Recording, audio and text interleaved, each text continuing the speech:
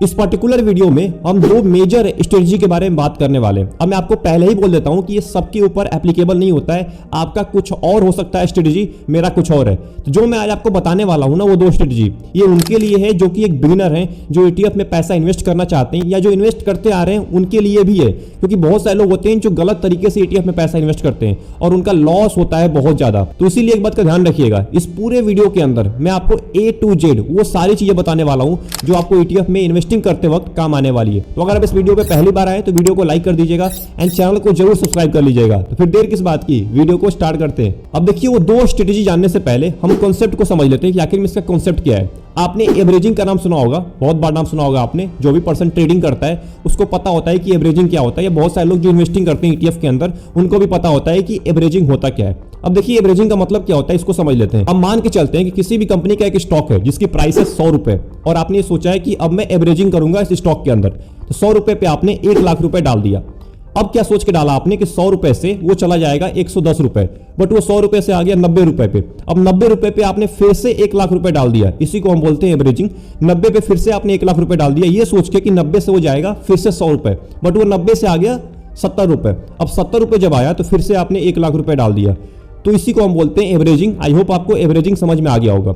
अब देखिए, वो स्टॉक 70 रुपए पे आ गया तो एक दिन जीरो भी जा सकता है। आपके सामने बहुत सारे एग्जांपल है, जैसे कि VI हो गया, वोडाफोन आइडिया, अपने स्क्रीन पे देख सकते हैं।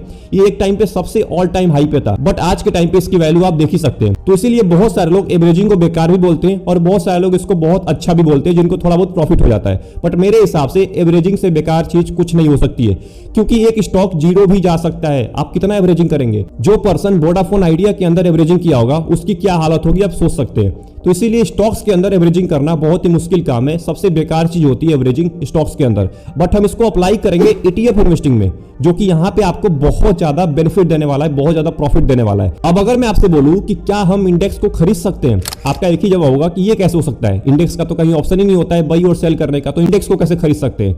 मेरा जवाब होगा बिल्कुल खरीद सकते हैं। आप ETF के थ्रू इंडेक्स को खरीद सकते हैं। आप ग्लोबल इंडेक्स में भी पैसा इन्वेस्ट कर सकते हैं, आप इंडियन इंडेक्स में भी पैसा इन्वेस्ट कर सकते हैं। कौन से इंडेक्स में पैसा इन्वेस्ट करना है इसके ऊपर मैंने वीडियो अपलोड कर दी है, जो कि ETF के दूसरे सीरीज में आपको आई बटन पे या डिस्क्रिप्शन में लिंक मिल जाएगा। मैंने बात किया था स्टॉक्स जीरो हो सकता है, जहां पे हम एवरेजिंग कर रहे थे स्टॉक्स के अंदर, जो 100 रुपए का था, फिर 90 रुपए आ गया, फिर 70 रुपए आ गया, वो जीरो भी हो सकता है। बट इंडेक्स कभी जीरो हो सकता है?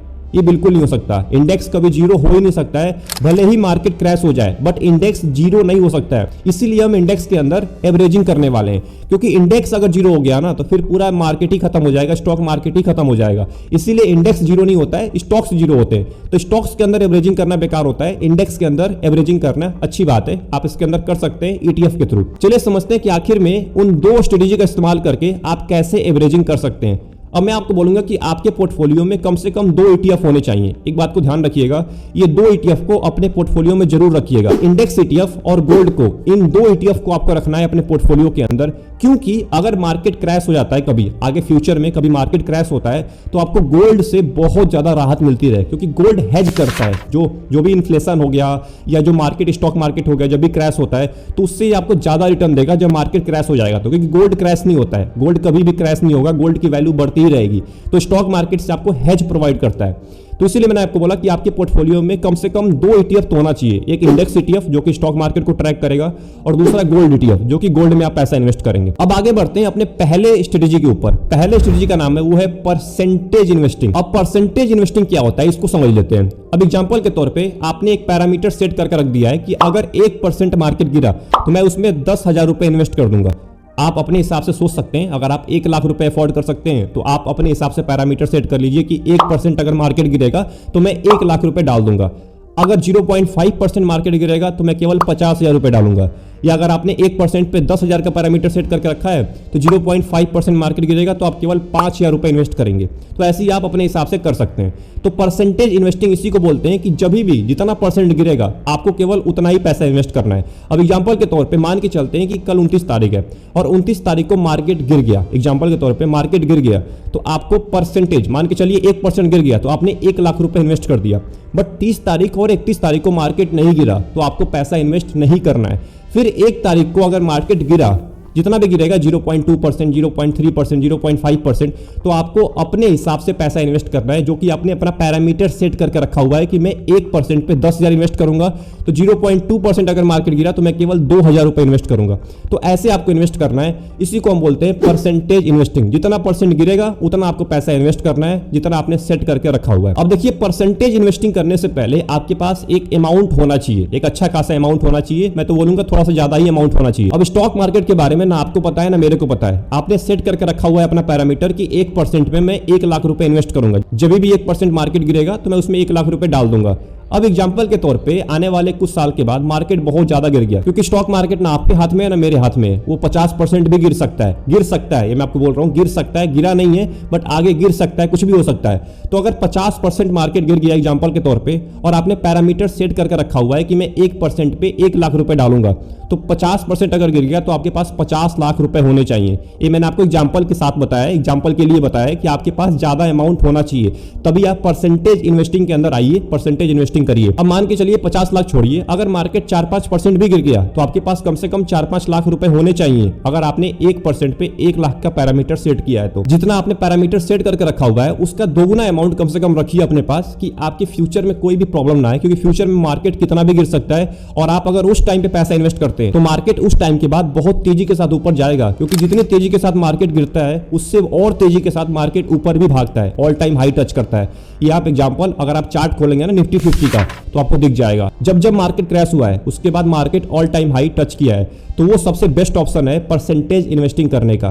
तो आई होप आपको परसेंटेज इन्वेस्टिंग के बारे में पता चल गया होगा, जो कि हमारी पहली स्ट्रेटजी थी। दूसरे स्ट्रेटजी का नाम है मंथली इन्वेस्टिंग। अब देखिए, मंथली इन्वेस्टिंग का नाम सुन के बहुत सारे लोग सोच रहे होंगे कि ये एसआईपी तो नहीं है।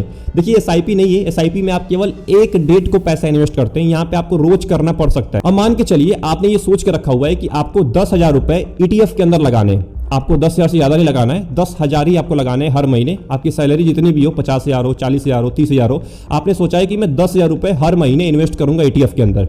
अब हम बांट लेते हैं इस 10,000 को। अब एक महीने में 30 दिन होता है, तो हम ये मान के चलते हैं कि 20 दिन मार्केट खुला रहेगा, यानी कि हॉलीडे भी होते हैं, बहुत सारे त्यौहार भी आते हैं, तो मैं मान के चलता हूं कि एवरेज तौर पे 20 दिन एक महीने में मार्केट ओपन रहता है, तो आपको 20 दिन ही पैसा इन्वेस्ट करना है। तो 20 दिन के अंदर में कैसे करना है ये मैं आपको बताने वाला हूं। अब 10,000 को 20 दिन में डिवाइड कर देते हैं, तो रोज का हुआ आपको 500 रुपए। मतलब अगर आप रोज 500 रुपए इन्वेस्ट करेंगे तो 20 दिन के अंदर में आप 10,000 रुपए को इन्वेस्ट कर पाएंगे।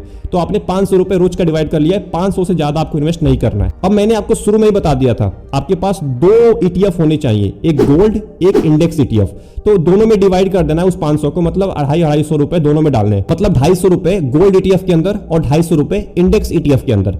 अब मैं आपको बताता हूं कि इन्वेस्ट कैसे करना है। रोज आपको पैसा यहां पे नहीं इन्वेस्ट करना है, मैं आपको थोड़ा तरीका बताता हूं, जो कि हमारी दूसरी स्ट्रेटेजी है।